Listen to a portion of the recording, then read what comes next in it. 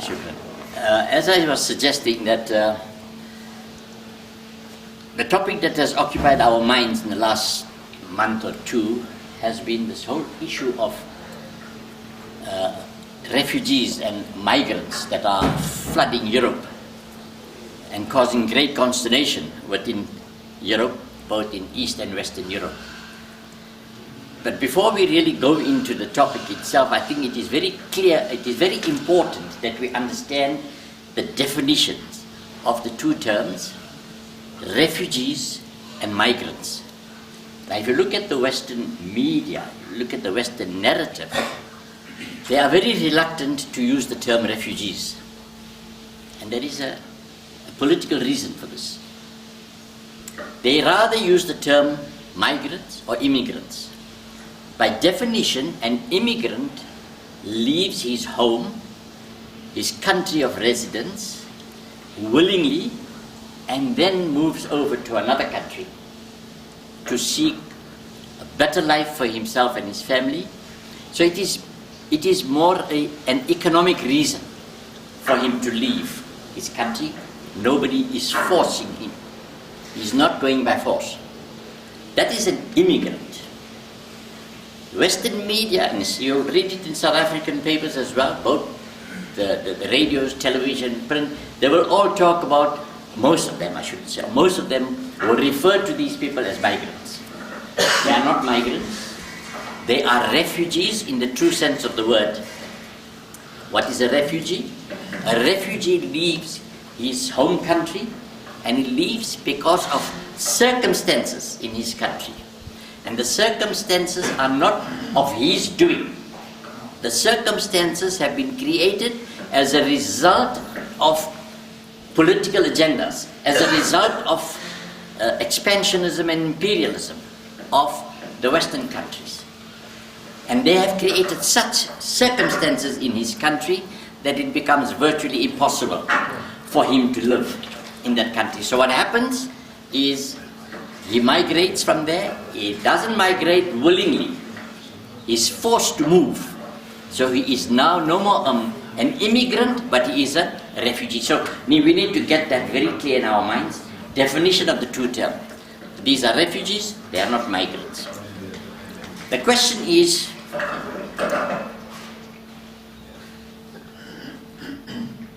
yes, the other thing we need to just keep in mind is when we read the history and what is happening in Europe at the moment, you will notice that these governments, they talk about our humanitarian responsibility to look after these migrants, not refugees, but they never talk about that we, the Western governments, we are responsible for what is happening in Europe today. They never talk about that, but they will talk about our moral obligations, to look after these people. So we need to keep these things in mind.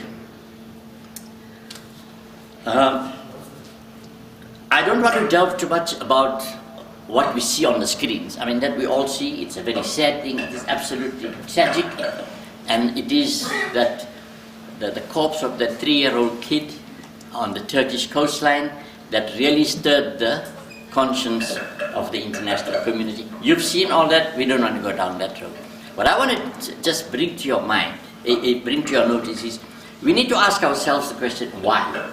We need to provide the context as to why this thing has happened. And the context starts 500 years ago.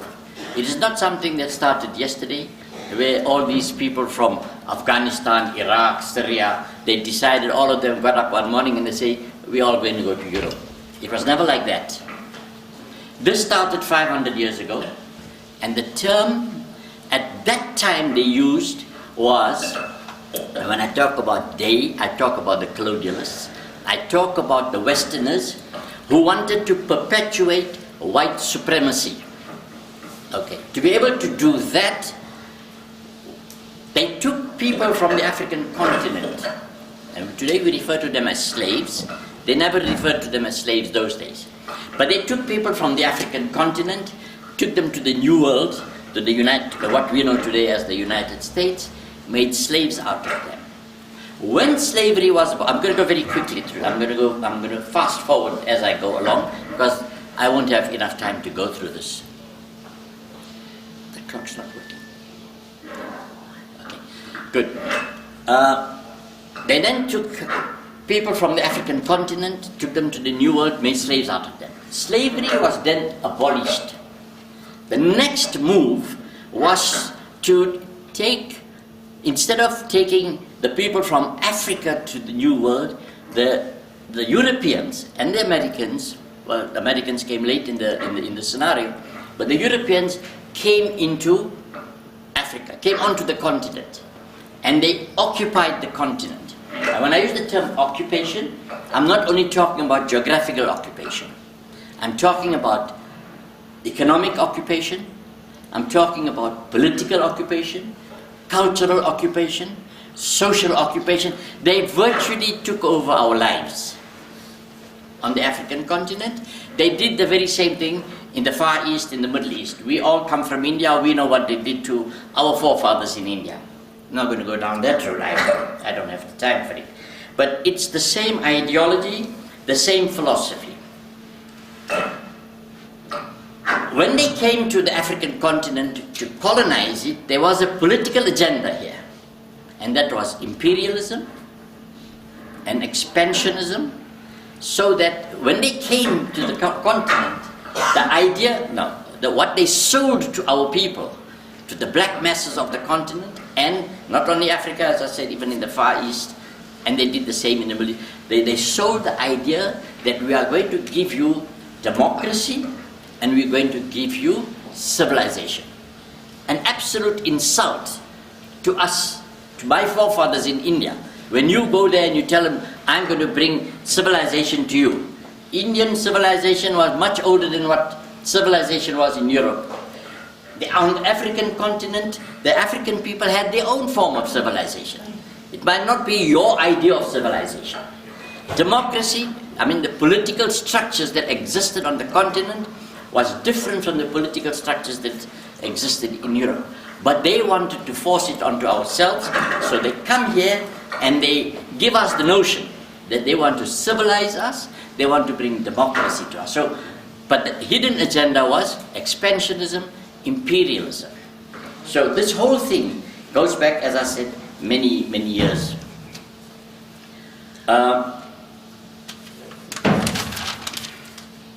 Right, let's come back a bit closer to what's happening today. After the World War II, this whole concept again of uhuru, independence, swept across the African continent. Now, when it swept across the African continent, the European colonialists, they said, we're giving you your independence. So they give you your independence, but what was the legacy? What did they leave behind on the African continent? They left total destruction. Again, not only destruction of the land, they destroyed our culture, they destroyed our history, they destroyed the political system that the Africans were used to, they destroyed our economies, they pillaged our natural resources. They then left and went back home to Europe, so to speak. What did they leave behind? They left behind puppet governments. They left heads of states, African heads of states, who did nothing else but danced to the music that they played. And this was one of the problems with us as people living on the continent, is that we never held our leaders to account for their actions. All right. So they put in their puppet governments who, these heads of states were selfish, number one. They were egocentric, number two. They had no vision, number three. They just sat there and danced to the music played in Washington, played in Tel Aviv, played in the capitals of Europe. So what have they been doing over the years? Since, as I said, 500 years ago, they made certain that the black masses of the world remained ignorant. They never encouraged intellectual integrity within our people, but they only propagated their hidden political agendas. Now, the latest form of colonialism is what they call homeland security and the war on terror. I'm going fast forward, I don't have much time. So their latest form of colonialism, remember I started 500 years ago with slavery. That process still continues, but in a different disguise all the time. So now what we have is the war on terror, which you must read as the war on Islam, and homeland security. In that whole system, they illegally invaded Afghanistan, Iraq, Libya, Syria, the whole of the Middle East. By the way, all the puppet regimes that I spoke about, the whole of the Middle East. If you look at Saudi Arabia, you look at Kuwait, you look at the Emirates, they're all family fiefdoms. They're all under how can I say? They dance to the music of, again, what the West is telling them. So those leaders really are not there in the interest to serve the people of the Middle East, but to serve their own interests. But in this form of slavery, in this form of homeland security, they invaded all these countries, and in the process, they killed millions of people. And I'm talking about Afghanistan, Iraq, and all these places that they invaded. They made life so miserable for the people in these areas that there was no more motivation left to live. So what happens now is we say to ourselves, where can we find a better life?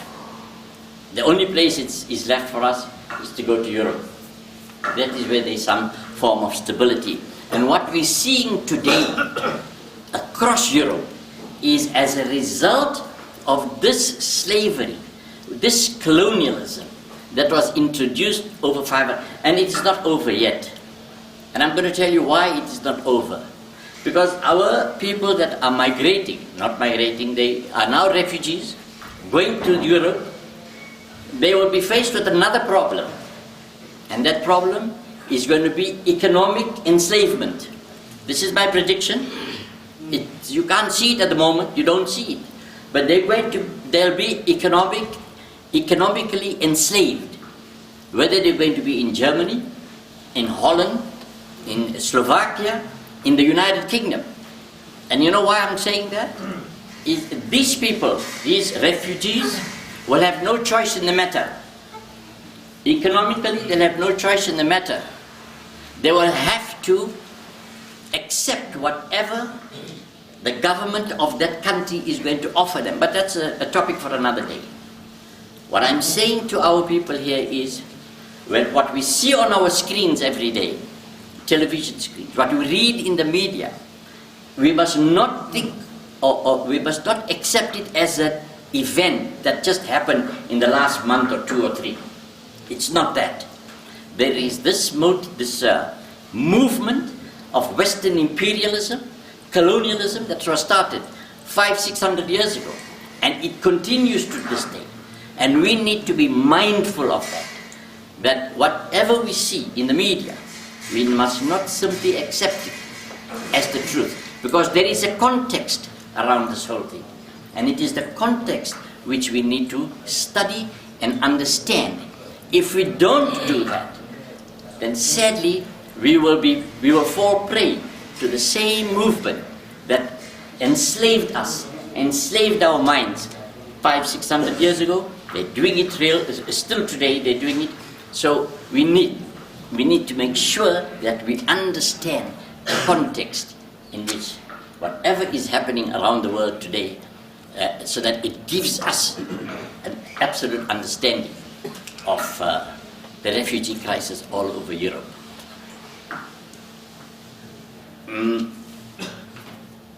Yes, Yes, I think I touched on the war on terror and our African leadership. The Arab leadership is the same thing. And I've just touched a little bit on Uhuru. I think I've covered most of what I wanted to say for today, but it is not the end of the story. We need to keep a very close watch on the developments in Europe, in the United States, and we need to make sure that we understand the dynamics there, so that we ourselves will be able to educate ourselves and again educate our children and make sure that we don't fall prey to this kind of colonialism that will engulf us if we are not careful. Shukran, jazilan, assalamu alaikum wa rahmatullahi wa barakatuh.